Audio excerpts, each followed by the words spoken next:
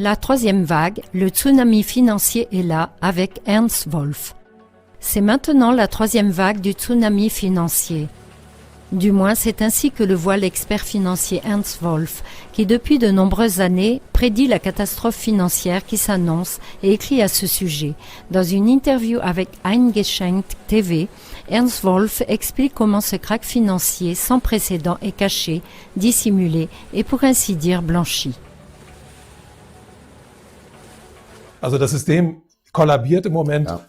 Eh bien, le système s'effondre en ce moment. Et à mon avis, il n'y a pas de sauvetage pour ce système. Alors, vous devriez vous demander qui est derrière cette Organisation mondiale de la santé. Ce que nous vivons n'est en fait rien d'autre qu'un coup d'État financier fasciste. Et cela a été orchestré au niveau international. Et je crois que toute cette hystérie faite autour du coronavirus sert aussi à cette dépossession. Parce qu'il faut contrôler les gens d'une manière ou d'une autre. Vous devez contrôler les gens. Il vaut mieux qu'ils soient dans leurs appartements. La meilleure chose à faire maintenant est de désactiver également une partie d'Internet et de faire patrouiller la police dans les rues. Je pense aussi qu'il est tout à fait possible que la prochaine chose que nous verrons sera un confinement. C'est une occasion historique de faire comprendre aux gens ce qui se passe réellement en coulisses. Je crois par exemple que l'interdiction de sortie à laquelle nous sommes confrontés est un moyen de prendre l'air pendant quelques jours et de prendre ensuite quelques décisions. Chers téléspectateurs de Eingeschenkt TV, tout à fait spontanément, nous sommes allés à Berlin aujourd'hui sur une autoroute étonnamment vide et nous voici le 20 mars 2020 à 12h. C'est l'heure à laquelle nous enregistrons cette vidéo. Les événements semblent se succéder à un rythme effréné et déjà demain, ou peut-être la semaine prochaine, le monde pourrait être complètement différent. Je souhaite la bienvenue à Ernst Wolf. Cher Ernst, tu as écrit le livre « Le tsunami financier arrive ». Où en sommes-nous? Est-ce le début? Sommes-nous au milieu? Eh bien, nous sommes en plein dedans, et ce que nous vivons en ce moment est la dernière vague de ce tsunami, une très grande vague. Eh bien, nous avons déjà connu deux vagues plus importantes. La première a eu lieu en 1998, alors que le système financier était déjà au bord de l'effondrement. La fois suivante, c'était 2007-2008, quand il a été sauvé par les banques centrales mondiales, avec d'énormes injections d'argent dans le système et de plus en plus de réduction des taux d'intérêt. Et maintenant, nous avons probablement la dernière vague. Car avec ces krachs que nous avons vus sur les marchés boursiers, avec ce que nous avons vu sur les marchés obligataires, la bombe des produits dérivés a dû être déclenchée en arrière-plan. Ce système est donc terminé. Nous vivons actuellement l'effondrement complet et total du système financier qui existe depuis 70 ans. Nous savons tous deux qu'en théorie, un tel système de monnaie fiduciaire non couverte avec intérêts composés, etc., a une durée de vie limitée. C'est juste. Dans le passé, les banques centrales ont toujours essayé de maintenir en vie toutes sortes de condamnés en réduisant les taux d'intérêt, en injectant de grandes quantités d'argent. Alors, est-ce que ça peut réussir encore cette fois-ci? Je pense que cette fois, cela ne marchera plus. En fait, nous avons eu le grand retournement de situation en décembre dernier. Des sommes de plus en plus importantes ont été injectées dans le système. Les taux d'intérêt ont été abaissés de plus en plus et on a ensuite tenté de normaliser à nouveau le système. Donc, pour revenir à un mode normal. Cela a mal tourné en décembre dernier. Depuis décembre dernier, nous avons constaté que les taux d'intérêt doivent être à nouveau baissés, et de manière très importante. Nous avons eu maintenant deux baisses des taux d'intérêt aux États-Unis, une fois une baisse de 0,5%, et une autre fois, je crois que c'était 1,5 ou 1,25% la dernière fois. Quoi qu'il en soit, maintenant, en une seule fois à zéro. Exactement. Et c'était dans la nuit du dimanche. Juste. Alors que mercredi, il y aurait eu une réunion d'ajustement, et c'était bien sûr un signal pour les marchés. La maison brûle, on ne peut pas attendre mercredi. C'est vrai. Et cela montre également que les banques centrales n'ont plus la possibilité de sauver ce système. Eh bien, ils n'ont que ces deux possibilités. Ils peuvent injecter de plus en plus d'argent dans le système et ils peuvent faire baisser les taux d'intérêt de plus en plus, jusqu'à aller dans les chiffres négatifs. Mais ces dernières baisses de taux d'intérêt n'ont plus fonctionné. Tous les investisseurs ont quand même vendu leurs actions. Les gens et les investisseurs sont allés en masse dans les obligations et des quantités folles d'or et d'argent ont été achetées. Le système s'effondre donc en ce moment. Et à mon avis, il n'y a pas de sauvetage pour ce système. Et c'est pourquoi, bien sûr, nous devons maintenant chercher un coupable pour cet effondrement, et je crois que ce coupable a maintenant été trouvé, et sous la forme d'un virus. Mais il n'a pas d'adresse, n'est-ce pas? C'est vrai. Je ne suis pas médecin, je ne connais rien à la médecine, mais je suis bon en lecture et en écriture, et je sais qu'il y a quelque chose qui ne va pas avec ce qu'on nous dit. Donc, en ce qui concerne le virus, je me suis aussi laissé un peu intimider au début. Ainsi, lorsque les premiers rapports sont venus de Chine, puis ces rapports d'horreur qui sont venus d'Italie, mais vous devez vous asseoir et vérifier exactement d'où viennent ces rapports. Et tous les rapports, c'est-à-dire sur tous ces cas de maladie et ainsi de suite, proviennent de l'Organisation mondiale de la santé. Vous devriez alors vous demander qui est derrière cette Organisation mondiale de la santé.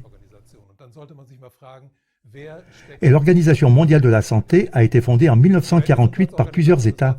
Et dans les premières décennies, elle était principalement financée par ces États.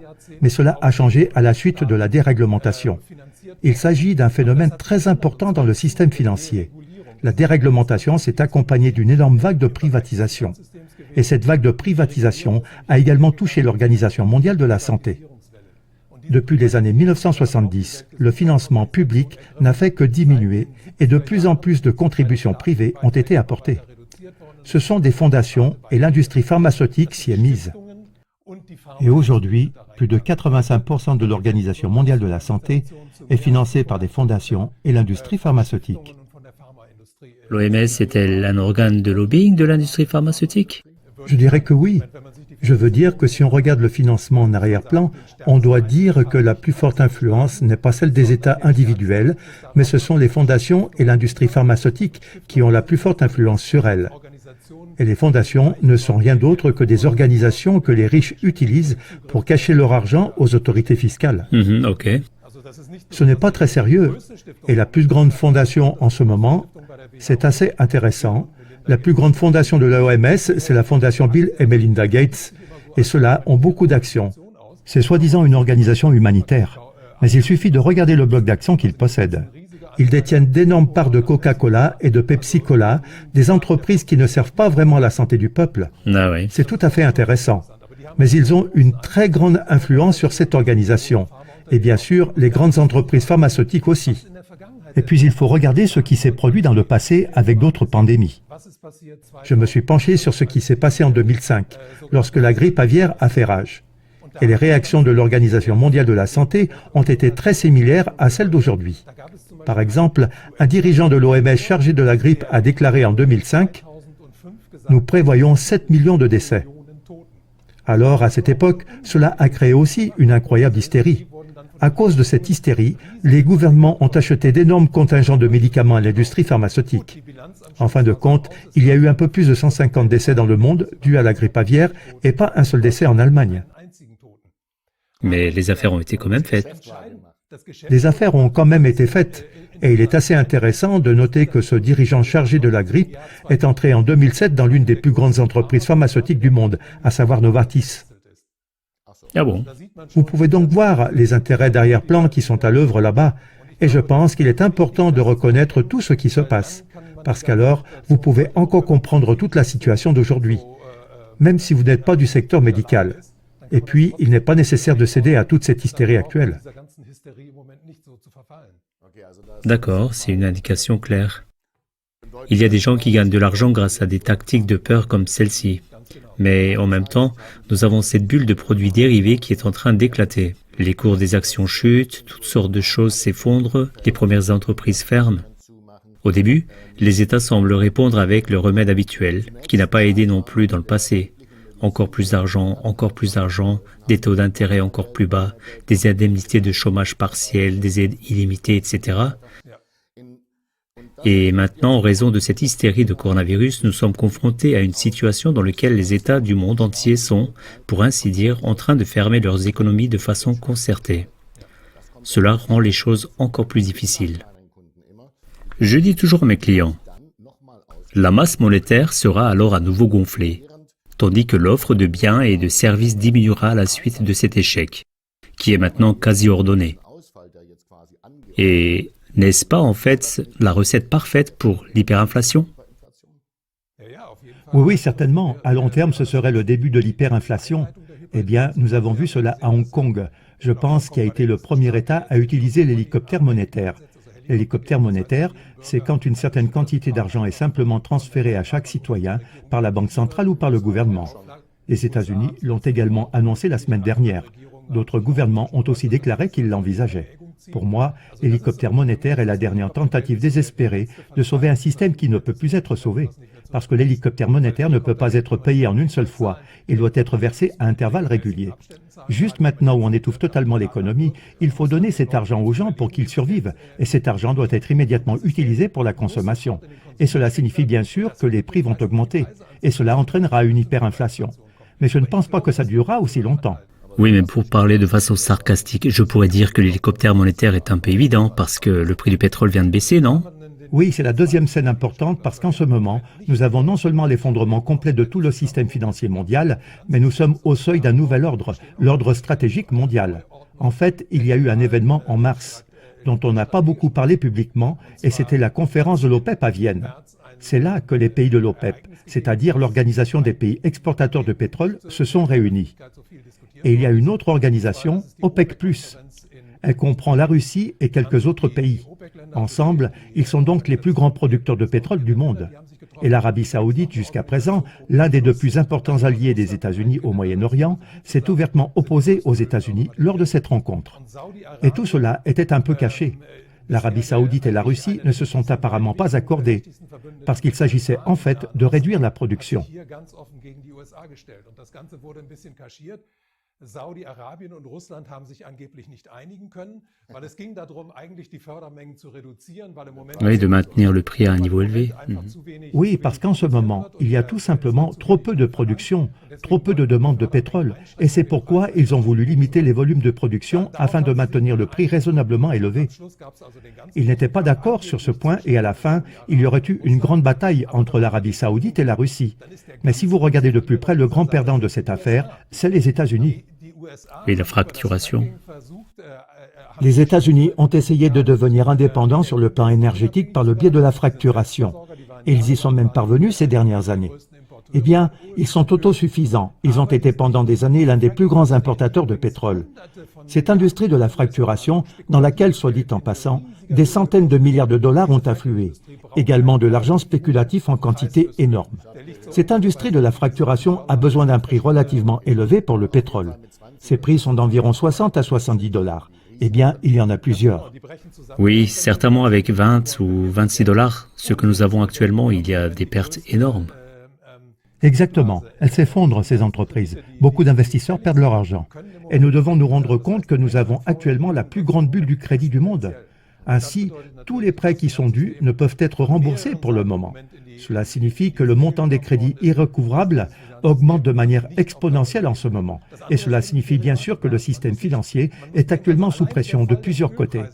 Et que ce système financier ne peut pas survivre à long terme. L'autre chose, c'est la bulle des produits dérivés. Il faut considérer qu'à elle seule, la chute du prix du pétrole jusqu'à ce prix inférieur à 30 dollars aurait aussi provoqué l'éclatement de la bulle des produits dérivés. Car toutes les transactions... Et le pétrole est la matière première la plus échangée au monde. Et toutes les transactions dans le secteur pétrolier sont couvertes par des produits dérivés. Les produits dérivés ne sont pas seulement des paris, mais ils sont aussi utilisés pour couvrir les transactions. Et ces couvertures ne fonctionnent que si les prix sont maintenus à un niveau relativement stable. C'est l'un des phénomènes que nous avons observés ces dernières années, à savoir que les banques centrales ont toujours empêché d'une manière ou d'une autre les marchés boursiers de s'effondrer, les marchés obligataires de devenir incontrôlables. La raison la plus importante pour maintenir ce système constamment en équilibre, c'était cette énorme quantité de produits dérivés en arrière-plan. Et le plus fou dans tout ça, c'est que personne ne sait combien de produits dérivés existent dans le monde. Ainsi, la Banque des règlements internationaux à Bâle donne toujours des estimations. Selon les estimations, il s'agirait d'une somme de 700 billions, ce qui est en soi hallucinant.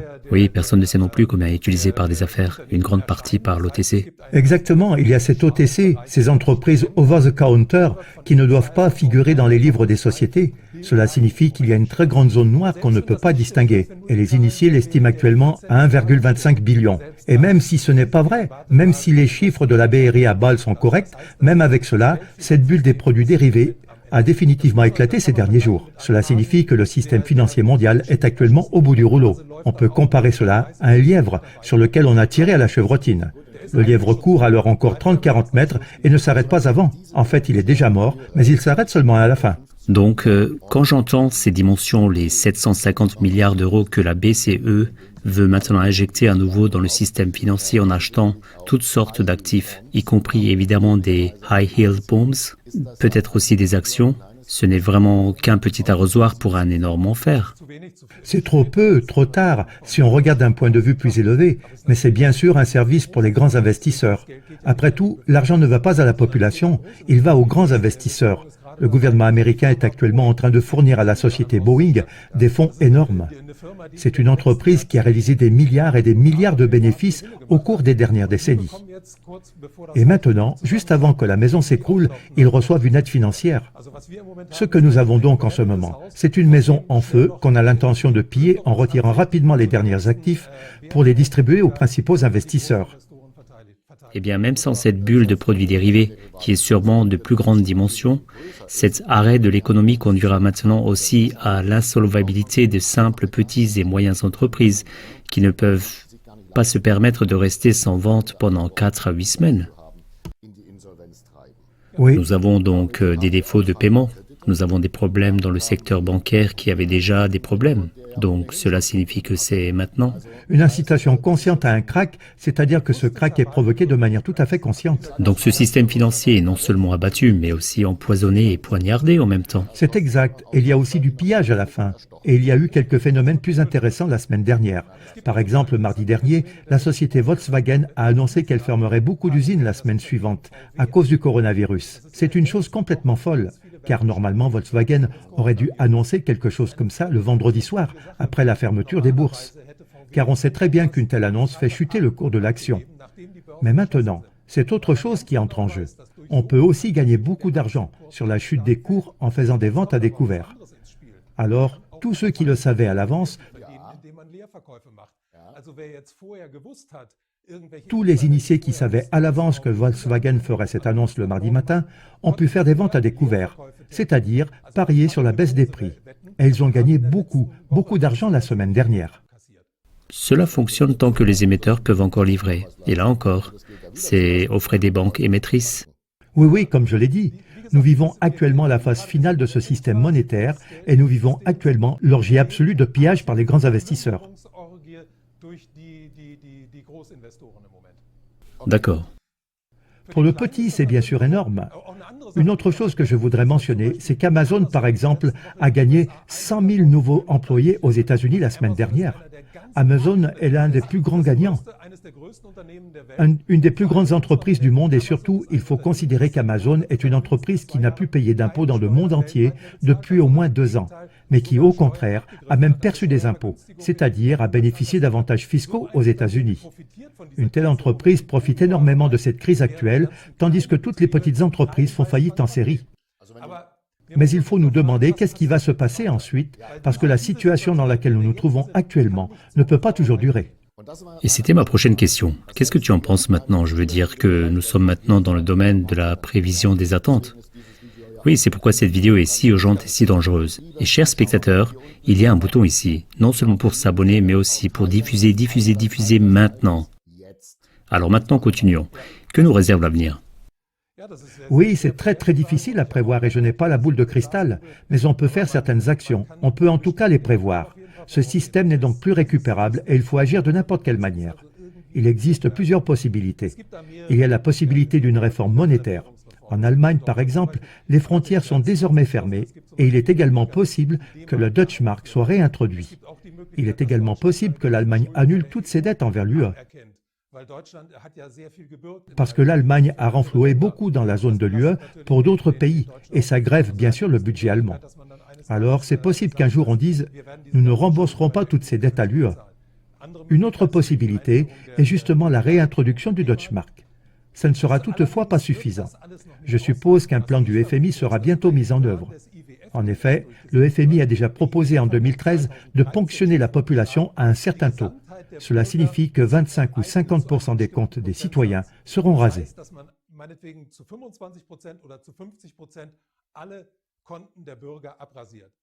Oui, une réforme monétaire est toujours liée avec une ponction d'argent, si je puis dire. Normalement, la réforme monétaire consiste à ponctionner selon le nouveau taux de change de la devise. Mais je ne pense pas que cela suffira dans ce cas. Alors tu penses qu'ils vont laisser une loi d'ajustement au point zéro, non? Exactement. Et quelles classes d'actifs sont actuellement en danger selon toi? Je pense qu'en ce moment, toutes les classes d'actifs sont en danger, car nous l'avons vu dans le passé, il suffit de regarder ce qui a été fait en Grèce et à Chypre. À l'époque de la grande dépossession à Chypre, le FMI a d'abord proposé de prendre 25% à tout le monde. Mais ensuite, les politiciens ont dit « Vous savez, nous ne pouvons pas imposer ça aux gens. Ça provoquerait une grande révolte ici. » Alors ils ont accepté. Je pense qu'à la fin, 20 000 ou 50 000 du montant étaient exonérés d'impôts, ou bien on ne prenait rien, ou on prenait seulement quelque chose à partir de 50 ou 100 000. Mais je ne pense pas que ce sera le cas cette fois-ci. Et je crois que toute l'histoire qui est faite avec le coronavirus sert aussi à cette dépossession, parce qu'il faut avoir les gens sous contrôle d'une manière ou d'une autre. C'est ce qu'il y a de mieux si les gens restent à la maison. Le mieux serait aussi si maintenant une partie d'Internet était coupée. Lorsque la police contrôle dans les rues, je pense qu'il est également possible que par la suite, on connaisse un confinement et qu'on annonce ensuite « Vous savez, vous êtes tellement appauvris, nous introduisons une nouvelle monnaie. » Comme ça, ils se préparent à ce que les protestations soient réprimées, car les gens n'acceptent pas facilement ces faits.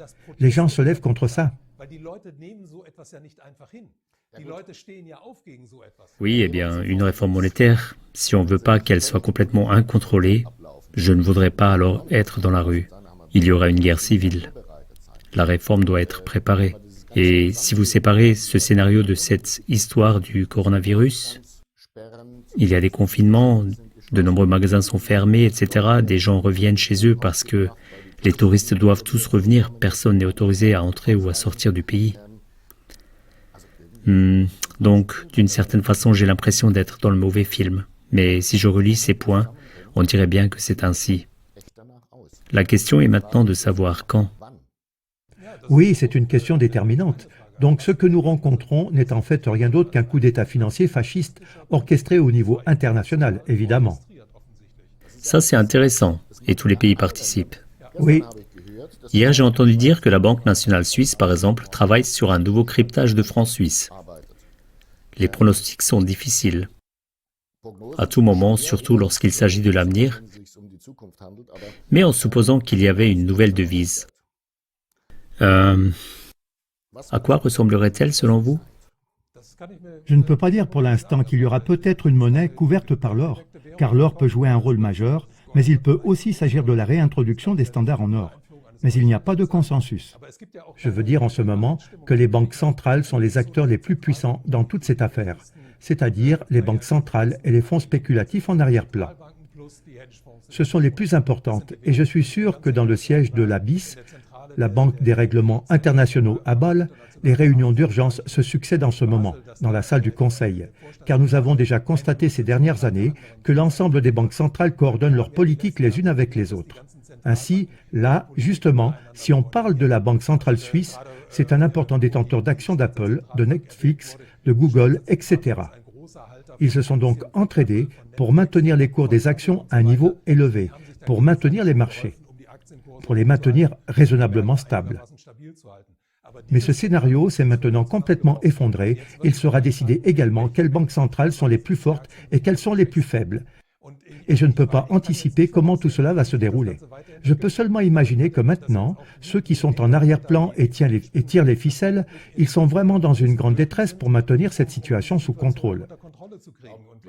Je crois par exemple que le confinement auquel nous sommes confrontés, c'est un moyen de respirer quelques jours afin de prendre des décisions.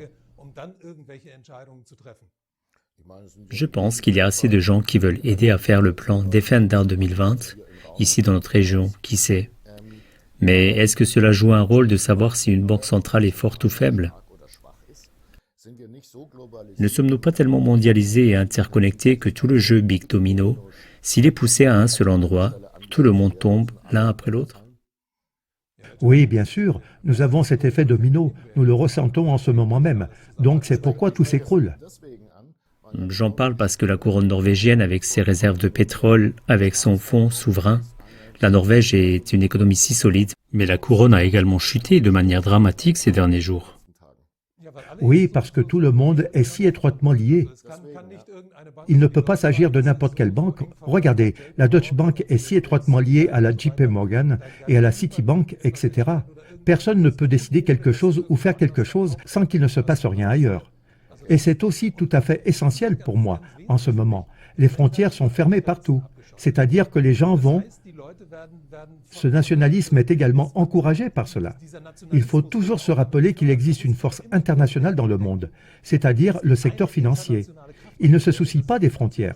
Pour eux, les frontières n'ont aucune importance. Ils ont toujours exploité les frontières à leur avantage. Ainsi, si un pays d'une manière ou d'une autre n'a pas fait ce qu'ils exigeaient, ils ont déménagé dans un autre pays. Et ainsi, ils ont mis le monde entier sous pression. Et maintenant que les frontières sont fermées partout, c'est pour moi aussi un signe que l'élite financière parie actuellement sur le fait que les gens seront séparés également au niveau national. Et c'est aussi un aspect très important. Oui, c'est aussi un revirement complet. Mais maintenant, merci. Merci beaucoup d'abord. Maintenant, notre intention n'est pas nécessairement de répandre la peur, mais de dire... Mes amis, la maison est en feu, et que faisons-nous maintenant? Que faut-il faire exactement maintenant? Avez-vous repris votre argent de la banque? Oui, je ne fais pas confiance aux banques. Déjà, en tant que professionnel, je ne leur fais pas confiance. Ce qui est important pour l'individu en ce moment, c'est simplement le plus important, bien sûr, de comprendre toutes ces interrelations. Parce que c'est beaucoup plus facile de supporter une situation quand on sait quelles forces y sont à l'œuvre. Et beaucoup de gens sont en ce moment totalement secoués par cette hystérie médicale. Je dois donc dire aux gens, regardez qui est l'OMS, regardez d'où viennent les données, regardez les vidéos de certains médecins qui tentent de redresser tout cela. Et n'oubliez pas que cette hystérie profite à quelqu'un et qu'elle est artificiellement alimentée. Sinon, dire aux gens qu'il y a toujours été important dans la vie de faire des provisions à la maison pour ne pas en dépendre et dépendre d'autres personnes dans les situations d'urgence, car je soupçonne que ce confinement arrive, je pense que chacun doit prendre soin de lui-même, mais en tout cas pas en faisant des provisions exagérées et que d'autres en souffrent après. Mais il faut s'approvisionner raisonnablement, peut-être pour 1 ou 2 semaines, et c'est encore possible pour le moment.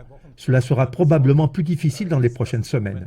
Ce sera probablement encore plus difficile parce que l'approvisionnement dans toutes les épiceries ne sera plus aussi important dans les prochaines semaines si l'économie continue à stagner comme ça. De plus, il est en ce moment très important d'aller à nouveau rapidement à la banque pour se procurer un peu d'argent liquide parce que les espèces sont actuellement importantes. Je m'attends à ce que les banques restent fermées, qu'on ne puisse plus avoir accès aux banques, qu'on soit obligé d'avoir recours aux distributeurs automatiques. Il n'y a qu'à se souvenir de ce qui s'est passé à Chypre et de ce qui s'est passé en Grèce. Les gens ont dû aller aux distributeurs pendant des semaines, distributeurs devant lesquels les files d'attente monstres se formaient et à la fin, ils ne crachaient plus que 20 € par personne quand ils n'étaient pas totalement vides. Donc dans tous les cas, il y aura des pénuries. C'est pourquoi je conseillerais vivement à tous nos téléspectateurs ici présents de se procurer encore un peu d'argent liquide par précaution pour les prochains jours. S'il reste encore assez de temps pour sauver le capital liquide en le convertissant en valeurs concrètes, quelle valeur te semble convenir? Tout d'abord, je considère les valeurs immatérielles comme plus importantes. Bon, on peut le transformer en bien réel. On peut acheter aux petits-enfants ce qu'on a toujours voulu leur acheter ou faire plaisir aux enfants. On peut peut-être encore s'arranger à réserver un cours de langue dont on profitera peut-être après la crise. Donc les valeurs immatérielles sont dans tous les cas importantes. Bien sûr, il faut craindre que l'argent dont on disposera alors, quand on l'aura en espèces, aura perdu de sa valeur. On conseille toujours d'acheter de l'or ou de l'argent, mais avec de l'or, on ne peut pas acheter des petits pains. De plus, les réserves d'or sont en grande partie épuisées. Si on peut se procurer quelques pièces d'argent, avec l'argent, on peut réellement, à un moment ou à un autre, payer chez le boulanger pendant les crises. Donc pour l'instant, je crois que l'argent est encore recommandé, ce qui deviendra un problème, parce que justement, à ce moment-là, les vendeurs du métal argent auront aussi fermé leurs boutiques. Je viens de ce secteur d'activité, les chaînes d'approvisionnement se sont également effondrées. Je crois que jeudi dernier déjà, on a annoncé que les réserves de pièces de monnaie canadiennes et américaines sont totalement épuisées. Les avions ne volent plus. J'aurais pu encore vite réserver un tour du monde, mais ce n'est plus possible non plus. Oui. Ce qui est encore très important, c'est une information pour nos téléspectateurs gravement malades. L'approvisionnement en médicaments n'est plus garanti. Là aussi, il convient d'être un peu prévoyant, sans pour autant acheter des quantités énormes et priver d'autres malades. Il faut simplement en parler avec son pharmacien pour savoir combien de temps dureront les stocks afin d'éviter de se trouver dans une situation catastrophique. Tu soulèves un point très intéressant. Nous parlons de coronavirus dans ce contexte. Ce n'est peut-être qu'un bouc émissaire ou le prétendu déclencheur de ces confusions. Les taux de mortalité, on parle tout le temps de taux de mortalité. Avec toute cette incertitude, que penses-tu de l'approvisionnement en médicaments et de ces faillites et des exportations? En fait, il y a probablement 1 million de personnes de plus qui meurent parce qu'elles sautent par la fenêtre ou parce qu'elles n'obtiennent pas leurs médicaments habituels, au lieu de mourir de ce stupide rhume. C'est absolument irresponsable, il faut le dire, mais nous avons déjà vu cela dans d'autres pays. Je veux dire qu'en Iran, les enfants meurent tout le temps parce qu'il n'y a pas de médicaments à cause des sanctions. Et les politiciens s'en fichent. Tout le monde peut encore regarder la vidéo sur YouTube de l'ancien ministre des Affaires étrangères des États-Unis. Je n'arrive pas à me souvenir du nom pour le moment. Clinton? Non, ce n'était pas Clinton, c'était... Albright? Oui, cette femme, Madeleine Albright. Tout le monde devrait vraiment jeter un coup d'œil à cette vidéo pour voir de quel genre de personne il s'agit. Dans une interview, on lui demande « Dites-nous, les sanctions contre l'Iran ont coûté la vie à environ 30 000 enfants. Pensez-vous que cela en vaut la peine ?» Et cette femme a vraiment le culot de dire « Oui, ça en valait la peine. » Je veux dire, c'est avec ces personnes-là que nous traitons. Ce sont ces personnes-là qui dirigent nos vies en ce moment. Tout le monde devrait le savoir. Et je n'essaie pas de provoquer la panique, j'essaie juste de créer une vision claire des réalités. Que peut faire un gouvernement national maintenant? En partie, ils ne sont probablement pas au courant. On est donc souvent surpris de voir à quel point les politiciens sont ignorants, surtout lorsqu'il s'agit de questions financières. Mais maintenant, ils participent tous à ce jeu énorme. Et tout le monde est juste, la santé des gens, ça ne les intéresse pas. Vous l'avez vu maintenant. Même si je suppose que ce coronavirus est vraiment aussi menaçant qu'il est actuellement, alors notre gouvernement aurait été incroyablement négligent. Parce que tout cela a été connu début janvier et à ce moment-là, rien du tout n'a été fait. Ils l'ont juste minimisé, ils ont juste dit que c'était un non-sens. M. Spahn est allé devant les caméras et il a dit avec un sourire « Nous avons tout sous contrôle, ce n'est pas si mal. » Et puis le même homme vient et nous dit « Nous devons tous rester à la maison, toutes les écoles doivent être fermées, les magasins doivent être fermés, les gens doivent être ruinés en masse, les petites et moyennes entreprises. » La même personne, vous pouvez voir qu'il n'a certainement aucun principe moral et que toute la bande autour de lui n'en a pas non plus. Je ne peux pas m'empêcher de remarquer ce jeu de mots. On ne peut pas faire d'omelette sans casser des œufs. Nous verrons cela à l'avenir. Donc, en théorie, nous aurions déjà dû annuler le carnaval. Oui, bien sûr, si c'était vraiment aussi menaçant, nous aurions dû annuler le carnaval. Absolument. Et c'est la première chose à laquelle j'ai pensé à l'époque. Disons que quelque chose ne va pas. Au début, je ne pensais pas que c'était vraiment si menaçant. Et puis il y a eu ces vidéos sur Internet de personnes mortes emballées dans des sacs mortuaires en Chine. Je me suis dit, pour l'amour de Dieu, qu'est-ce qui s'approche de nous? Et puis je me suis dit, comment se fait-il qu'ils autorisent le carnaval en même temps? Eh bien, il n'y avait que deux possibilités. Soit cette chose n'était pas si dangereuse, soit ils ont été totalement négligents. Mais le fait qu'entre-temps ils ont pris une autre direction, cela me fait dresser les oreilles quant à l'aspect médical des choses. Je ne crois plus au grand danger qui a été évoqué. Mais je sais que dans le système financier, il y a cette très grande vague finale du tsunami, et maintenant je peux comprendre pourquoi tout cela arrive. Je dois dire que les temps sont difficiles. Il faut vraiment que je le dise aux téléspectateurs. Ce sont des temps très très difficiles. Ce sont des temps super dangereux en ce moment. Ce n'est pas ma faute. Je ne veux pas vous paniquer. Mais nous vivons une époque vraiment dangereuse. Nous vivons à l'époque du coup d'État financier fasciste international orchestré. Bien, mais tout le monde est impliqué maintenant. Il y a d'un côté l'OMS qui est impliqué, il y a une banque des règlements internationaux, la BRI, et l'UE, et les Chinois, et les Américains, et tout le monde joue à ce jeu, tout le monde tourne à vide, et tout le monde tire sur les mêmes cordes. Penses-tu qu'une monnaie mondiale soit concevable? Je ne peux pas l'exclure. Mais alors nous sommes totalement piégés. Oui, on ne peut rien exclure. Tout est possible. Mais comment se débarrasser de tous ces gens qui se foutent toujours de nous? Eh bien, je pense que le plus important est le grand dévoilement. Les gens doivent comprendre d'où cela vient. En ce moment, beaucoup de gens s'enferment dans leur appartement et pensent que le virus est vraiment la plus grande menace. Cela fait 10 ans que je suis en route pour avertir les gens qu'aucune maladie n'est aussi dangereuse que le système financier dans lequel nous vivons. L'élite financière, ce sont ces personnes qui actuellement pillent encore le système dans sa phase finale. Ils ne se soucient pas de la vie humaine. Ils ne s'en soucient pas du tout. Ils essayent d'en obtenir le plus possible maintenant. Et ils constituent le grand danger pour l'humanité. Mais il est important que la grande majorité des gens le comprennent et c'est maintenant, bien sûr, la chance que dans cette situation, les gens se demandent « Pourquoi tout cela arrive-t-il » Et c'est pourquoi nous devons informer les gens sur la façon dont ces corrélations existent. Je voudrais dire que nos acteurs politiques se présentent maintenant comme les gestionnaires de crise, comme les sauveurs, comme le décrit si bien Andreas Popp.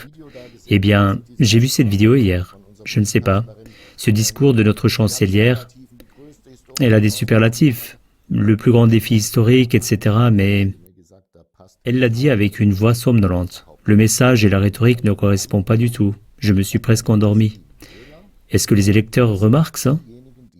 Que ceux qui sont co-responsables, du moins ceux qui nous ont représentés ces dernières années et jusqu'à présent, pour ainsi dire, ils nous ont fait, comment dire, un grand spectacle et probablement qu'on ne peut plus leur faire confiance à l'avenir. Eh bien, en général, les gens ont quand même une dernière confiance dans le système, et je pense que juste cette représentation d'Angela Merkel était une tentative de calmer un peu les gens, afin de soumettre lentement les prochaines mesures. Parce qu'elle n'a rien dit des choses qui vont suivre, car je suis persuadé qu'un confinement et d'autres mesures vont venir. Mais beaucoup de gens sont en ce moment dans un mode de panique dans lequel ils doivent être mis et donc ils ne peuvent pas penser clairement. Et c'est à eux que nous devons nous adresser. Il faut leur dire « Regardez, calmez-vous, détendez-vous, voyez où sont les vrais coupables, comment les mécanismes fonctionnent réellement et ensuite, levez-vous et défendez-vous contre cela. » Pendant le confinement, ils ont assez de temps pour ça, tant que cette vidéo est diffusée. J'espère bien. Avant le confinement, car en ce moment-là, ils sont encore capables d'agir. J'ai des provisions pour au moins 3 semaines. J'ai aussi un peu de métaux précieux. J'ai tout réglé par virement automatisé pour payer mes cotisations et ensuite tout va bien et surtout, je ne vais plus me rendre malade parce que je ne peux rien faire de plus. Ou j'ai oublié quelque chose d'important? Non, mais je pense qu'une autre chose est essentielle, cette mise en réseau avec d'autres personnes, et en tout cas d'approcher d'autres personnes, surtout dans cette crise, et de leur faire comprendre ces corrélations. Je pense que c'est tout aussi important que de se procurer de la nourriture, de l'argent ou autre chose. C'est donc une occasion historique de faire comprendre aux gens ce qui se passe réellement en arrière-plan. Cette opportunité historique, nous l'avons dans cette situation, et nous devons nous saisir de l'occasion. Tu as été élevé en Chine? Né en Chine et élevé en Corée. Mais alors tu connais ce mot chinois pour risque? Plutôt crise, oui, désolé, crise. Il semble avoir 2 significations en chinois. Une fois danger et une fois opportunité. C'est donc un changement maintenant. Un changement est en cours, dans lequel les choses positives peuvent se produire, mais ne doivent pas nécessairement se produire. Et maintenant, il est important que les gens soient raisonnables, qu'ils fassent l'addition et qu'ils prennent soin d'eux-mêmes. Comme dans l'avion, il y a aussi une annonce de sécurité, selon laquelle vous devez d'abord prendre le masque à oxygène vous-même, puis aider les autres.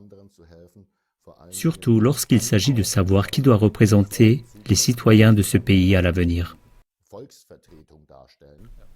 Voyez-vous donc.